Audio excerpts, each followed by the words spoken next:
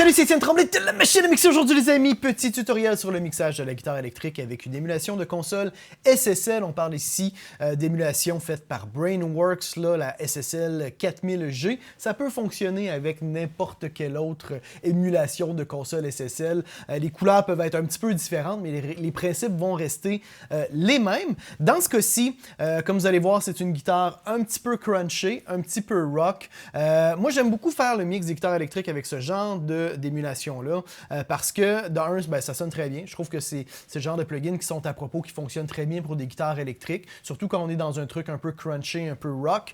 Et puis, on obtient un ton super rapidement. On a plusieurs outils qui fonctionnent bien. Il y a quelques trucs aussi qui sont le fun à faire avec, justement, différentes fonctions de cette émulation de console-là. On va écouter rapidement la guitare électrique là, en contexte, puis je vais enlever, justement, les plugins là, et on va refaire ensemble les traitements.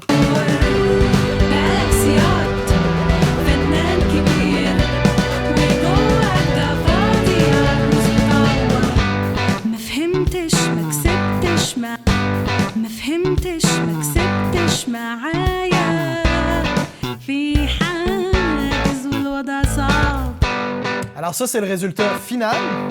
Et on part de... Fait comme vous voyez, c'est pas le jour et la nuit, mais on peut vraiment quand même avoir une guitare qui va mieux se tenir dans le mix, qui va être plus solide. Et voilà ici. Encore une fois, sans l'effet. Avec. Et j'ai rajouté une plainte. En plus de ça, pour spatialiser un petit peu. On va mettre notre guitare au centre, puis je vais resetter le plugin, puis on va partir à zéro, justement, pour voir comment on va la mixer. La première chose qu'on va commencer par faire, c'est de filtrer des basses fréquences. À peu près vers 80. Si on va plus haut, c'est à mon avis pas utile d'aller vraiment plus haut que ça. En passant, je vais changer le type d'EQ pour le type justement avec les pitons orange parce que ça change aussi la section des filtres. Même si on n'a pas de feedback visuel, le filtre va pas sonner pareil. Puis on va utiliser cet EQ-là pour le reste d'égalisation. On va en reparler là, dans quelques instants. Pourquoi?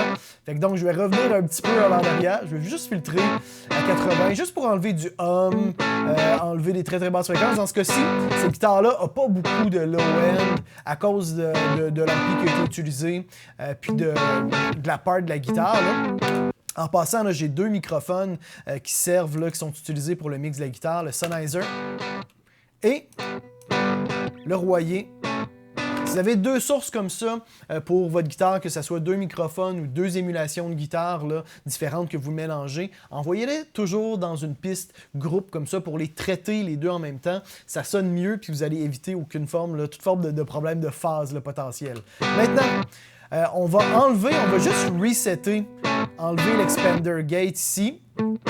On va compresser un peu la guitare. La compression, on va mettre le release au plus rapide, le ratio, un genre de 3 pour 1, 4 pour 1. Je veux pas un ratio trop élevé parce que je veux pas trop compresser la guitare. Je veux légèrement la compresser, les pics de dynamique pour ramener un petit peu de mordant. Mais si on la compresse trop, on va tuer le ton. On met pas d'attaque rapide, on laisse ça as-is. Le compresseur de SSL, d'ailleurs, des émulations comme ça, est super simple, je trouve, d'utilisation. On va la compresser, vous allez voir, ça va flasher juste un petit peu, là. Je vais pousser un petit peu trop loin, là. Vous voyez, rendu ici, ça sonne moins bien que sans compression. Fait que, trop de compression, c'est pas utile. On revient un peu en arrière. Il y a comme un sweet spot là, qui commence juste un peu à travailler.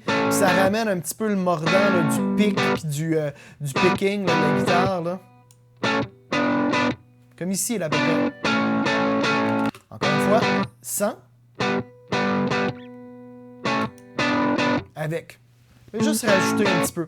On a maintenant l'expander gate. Super utile pour enlever les squeaks de guitare. Fonctionne très bien. Aussi, on a un mode gate. Le mode gate va être beaucoup plus radical, un petit peu plus agressif. Puis on a mode normal ou inversé. On veut le mode normal pour que ça ferme quand il n'y a pas de son, là, que ça ne fasse pas le contraire, l'inverse. On va mettre ça en expander encore une fois parce que c'est plus relax, c'est plus musical pour la guitare. Et puis le release, on veut quand même, là, on veut que le release, l'attaque et le release soient quand même assez rapide. Puis on va réduire le range. Et on va ajuster le threshold pour que ça ouvre uniquement quand...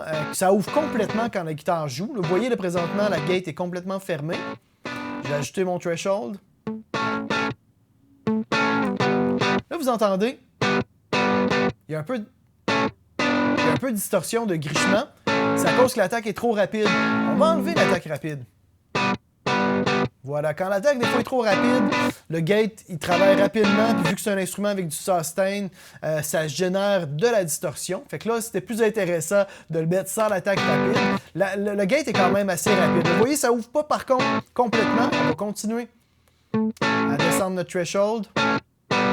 Et voilà, c'est ce qu'on cherche.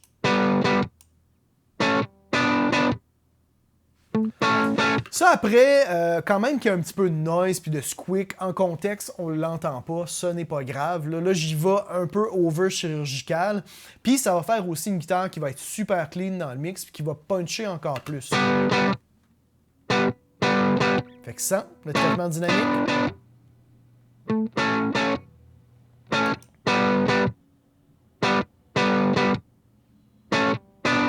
Super efficace. Maintenant, les Q. On va commencer par donner un peu de low-end avec le shelving là, à partir de 200 là, pour vraiment donner de la chaleur, de la rondeur. Là. On ne va pas trop en abuser quand même. Là. C'est vraiment tentant. Moi, des fois, j'ai le goût de torcher ça dans les bases. Là. On va faire un 2-3 dB quand même.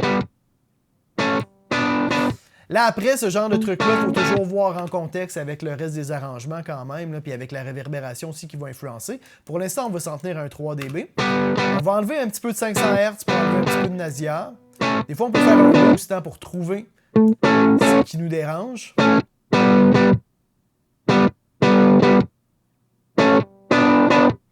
Là, ici, ça pourrait être un petit peu plus haut que 500 quand même.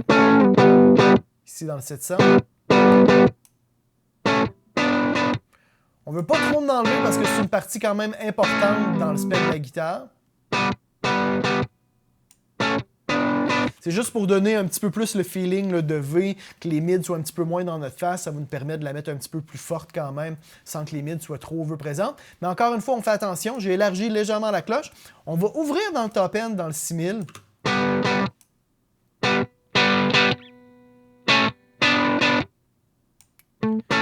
On va élargir un peu la cloche. Un genre de 1 dB. Comme je vous disais, les deux types d'EQ, les types avec les pitons orange et les pitons rose, sonnent très différemment. Puis ça affecte aussi la section de filtre. La version piton rose, qui d'ailleurs, c'est pas très clair là, dans le manuel, ça fait référence à quelle console. J'imagine que c'est E et G aussi, là, mais ils le disent pas dans le manuel. Là. Ils réfèrent vraiment à l'EQ rose et l'EQ orange. L'EQ rose est beaucoup plus agressif, beaucoup plus résonnant. Et les Q orange, vous voyez, beaucoup plus doux. C'est vraiment des cloches différentes, des résonances différentes. Les Q rose, moi, je le préfère pour les sections rythmiques. Pour des instruments mélodiques où je veux un petit peu plus de rondeur, de chaleur, je vais plutôt avec l'orange. Et puis, on peut donner un petit peu de top end avec le shelving ici. Juste pour ouvrir légèrement. On va en enlever peut-être un petit peu too much.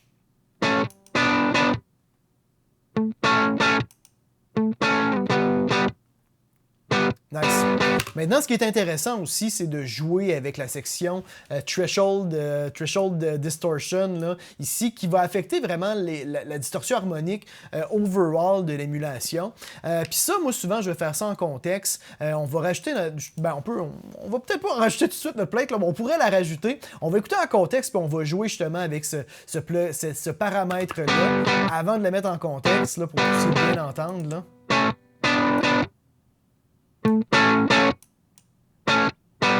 Aucune distorsion.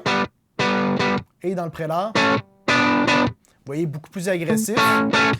Ça va influencer justement à quel point ça va ressortir. La guitare va ressortir, va être agressive. C'est comme une genre de petite disto là, supplémentaire là, qu'on rajoute à la fin là, dessus. Je trouve ça intéressant. On va écouter en contexte. Comme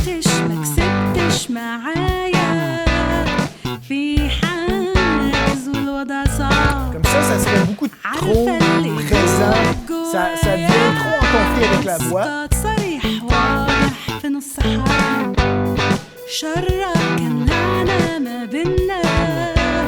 Ça sonne pas mal comme ça. Je préfère en mettre quand même un peu.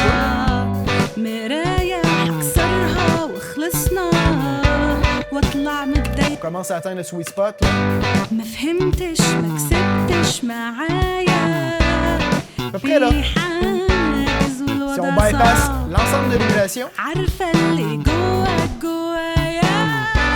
et avec, vous pouvez aussi faire des randoms, des fois avec les channels. Ça va changer légèrement les cues de l'émulation. Là, après, là, on est vraiment dans le domaine que j'appelle l'enculage de mouche professionnel. Mais ça va faire des fois une petite différence, mais c'est hyper subtil.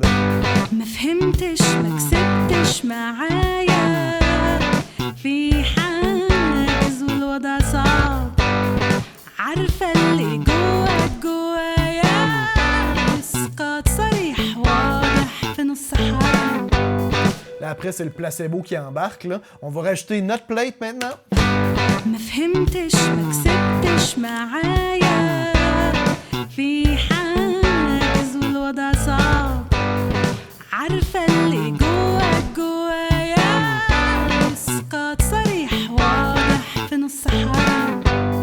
Si on enlève le compresseur et les cues. Avec le compresseur. Avec tout le traitement dynamique. Et les cues. Et voilà, fait que c'est aussi simple que ça. J'espère que vous avez apprécié ce petit tutoriel-là sur le mix de guitare électrique. D'ailleurs, j'ai une petite question pour vous. Seriez-vous intéressé? Là, la chanson justement que vous entendez présentement, je suis en train là, de terminer cette production-là avec Sheen. Là, il reste encore quelques back vocals à faire. La chanson n'est pas encore mixée. Là, on travaille un petit peu quand même là, sur les tones à gauche puis à droite, mais la pièce n'est pas mixée. Seriez-vous intéressé à ce que je mixe cette pièce-là avec vous live sur YouTube? Peut-être m'écrire dans les commentaires si c'est quelque chose qui vous intéresse ou pas. Et puis, j'ai toujours pas demandé par contre à Sheen, là, je sais pas si elle va être d'accord, mais je pense que oui. Ça pourrait peut-être être intéressant qu'on fasse le mix ensemble là, de façon relax, là, conviviale, sur YouTube live. Fait écrivez-moi dans les commentaires si c'est une chose qui vous intéresse. Abonnez-vous à ma chaîne YouTube, les amis. Si vous voulez être tenu au courant des prochaines vidéos, des prochains live streams, etc. C'est le meilleur service que vous pouvez me rendre. Et mettez un petit pouce bleu sur cette capsule si vous avez apprécié ça. Et dans tous les cas, on se retrouve la semaine prochaine. C'est Étienne Tremblay pour La Machine à mixer.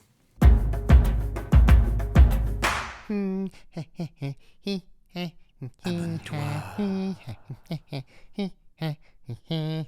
N'aie pas peur. Allez, clique.